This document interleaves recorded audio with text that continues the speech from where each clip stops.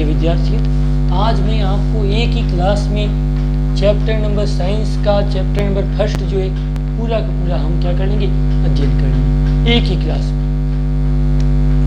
ही class में आपके पास chapter first complete. Chapter first नाम क्या था? रासायनिक अभिक्रिया और समीकरण। क्या नाम था?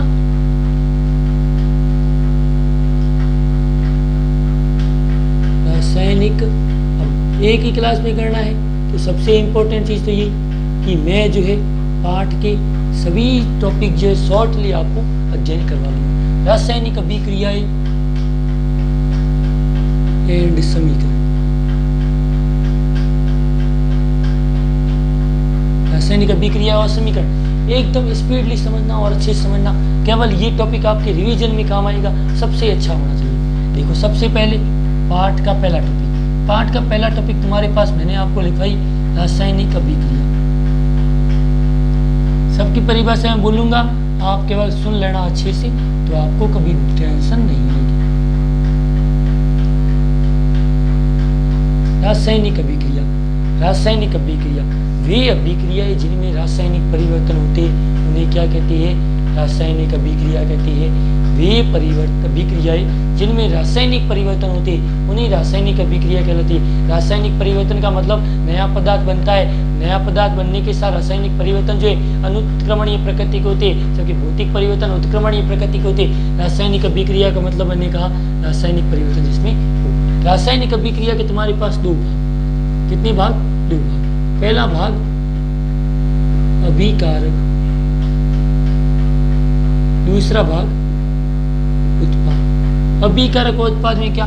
जब रासायनिक अभिक्रिया में जो तीर बनता है, तीर के यहाँ पर होता है उत्पाद और तीर के पहले होता है अभिकारक। तीर के पहले होता है अभिकारक और बाद में होता है उत्पाद। ये हमें ध्यान रखना है। अभिकारक और उत्पाद का हो गया। फिर दूसरा टॉपिक मैंने लिखा रासायनिक अभिक्रिया में उदाहरण मैंने बताई थी, श्वसन, पाचन और उत्सर्जन वगैरह सब किसके उदाहरण? रासायनिक अभिक्रिया के उदाहरण। रासायनिक अभिक्रिया के परीक्षण क्या क्या थे?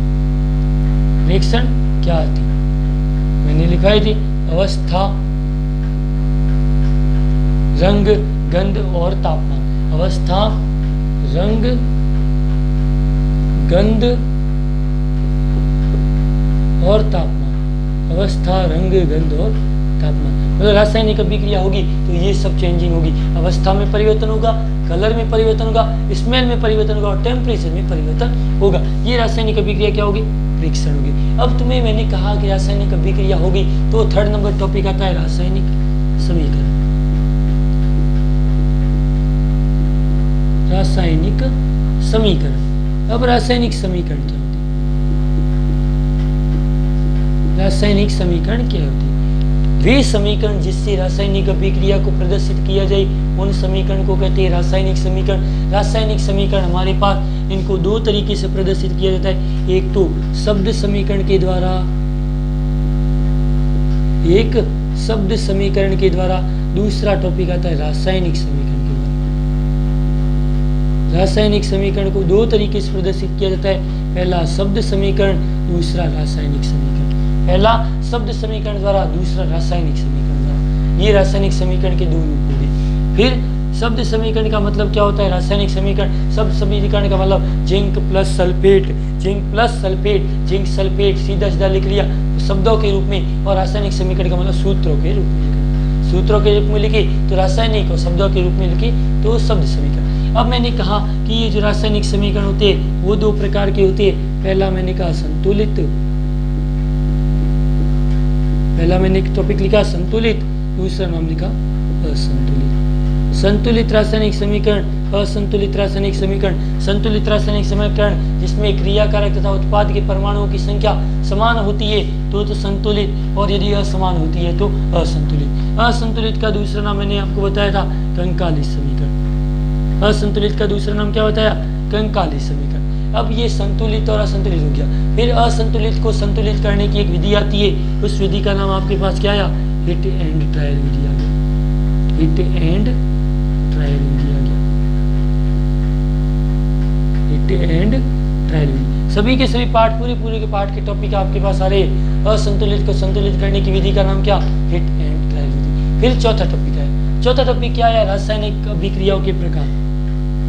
रासायनिक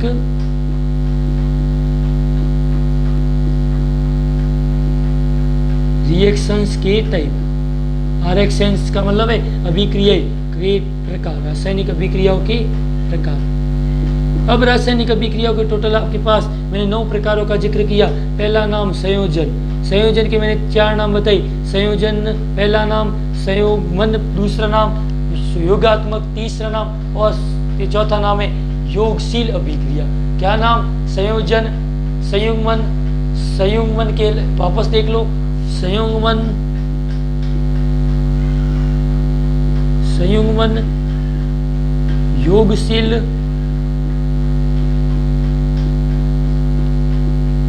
और योगात्मक। ये 4 नाम किनके?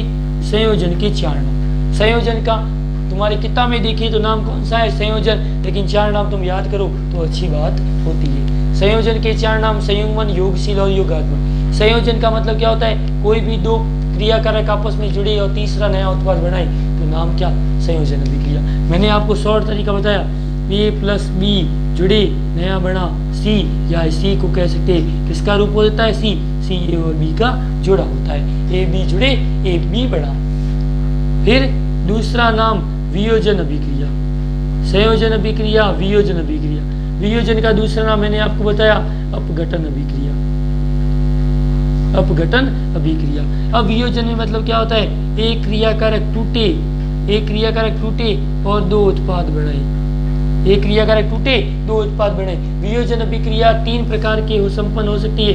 एक तो विद्युत द्वारा, विद्युत विघटन द्वारा, ऊष्मीय विघटन द्वारा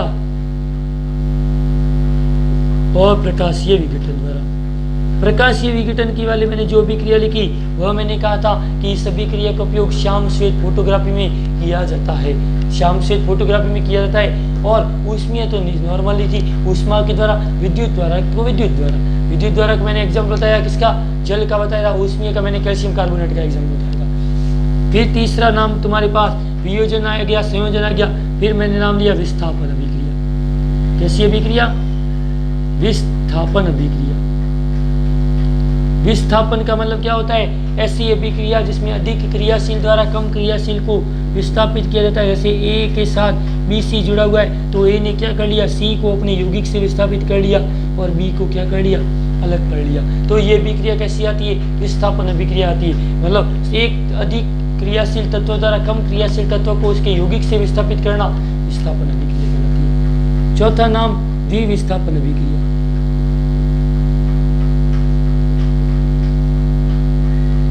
द्विविस्थापन ऐसी अभिक्रिया जिसमें आयनों का आदान प्रदान हो, उस अभिक्रिया का नाम द्विविस्थापन अभिक्रिया। ABCD तो बना क्या? AD और BC, AD और CB बढ़ गया। और हमेशा जानना आगे वाला तत्व जो है प्लस का होता है, पीछे माइनस का होता है। तो प्लस हमेशा आगे लिखा जाता है, माइनस हमेशा बाद में लिखा जाता है, इसलिए मैंने प्लस को पहले लिखा है। ये हो गई कौन सी अभिक्रिया? द्विविस्थापन, जिसमें क्या होता है? आयनों का आदान प्रदान होता है। द्विविस्थापन अभिक्रिया में यदि अवक्षेप का निर्माण हो तो उस अभिक्रिया को कहेंगे अवक्षेपण अभिक्रिया। अवक्षेपण अभिक्रिया मैंने बेरियम क्लोराइड का एग्जाम्पल लिया था। और अवक्षेप कैसे बना था? श्वेत अवक्षेपण। ये संयोजन, वियोजन, विस्थापन, द्विविस्थापन आ गई। फिर मैंने कहा उपचयन के बारे में।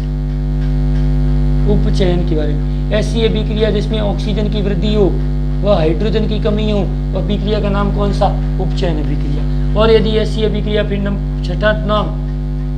छठा नाम कहा उपचयन के बाद अपचयन अभिक्रिया। क्या नाम?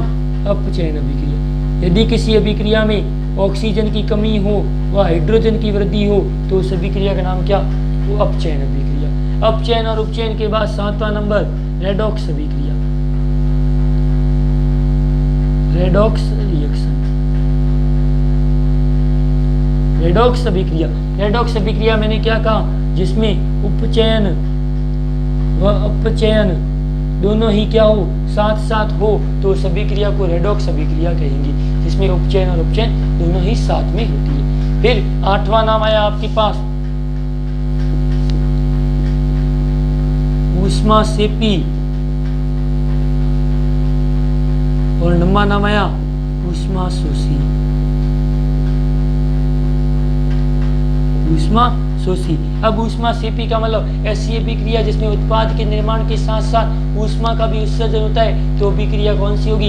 ऊष्मा सेपी होगी। और ऊष्मा शोषी ऐसी अभिक्रिया जिसमें पदार्थ के निर्माण के लिए पहले से क्या चाहिए? हमें ऊष्मा चाहिए, तो उस अभिक्रिया कौन सी अभिक्रिया कहेंगे? ऊष्मा शोषी अभिक्रिया कहेंगे। ये ऊष्मा शोषी और ऊष्मा सेपी होगी। फिर इस पार्ट का सबसे लास्ट और खत्म होने वाला टॉपिक आया कि इसका नाम है कौन सा? संसारण। संसारण संसारण क्या? जब कोई धातु किसी नमी आर्द्रता की उपस्थिति में क्या हो जाती है? संसारित हो जाती है। जब कोई धातु, जब या सीधा मैं लिख रहता हूं, धातु जो है वह जब संपर्क में आती है किसके? नमी आर्द्रता वह वायु के संपर्क में आती है, तो वह उसकी ऊपरी परत धातु की जो क्या होती है? कमजोर हो जाती है।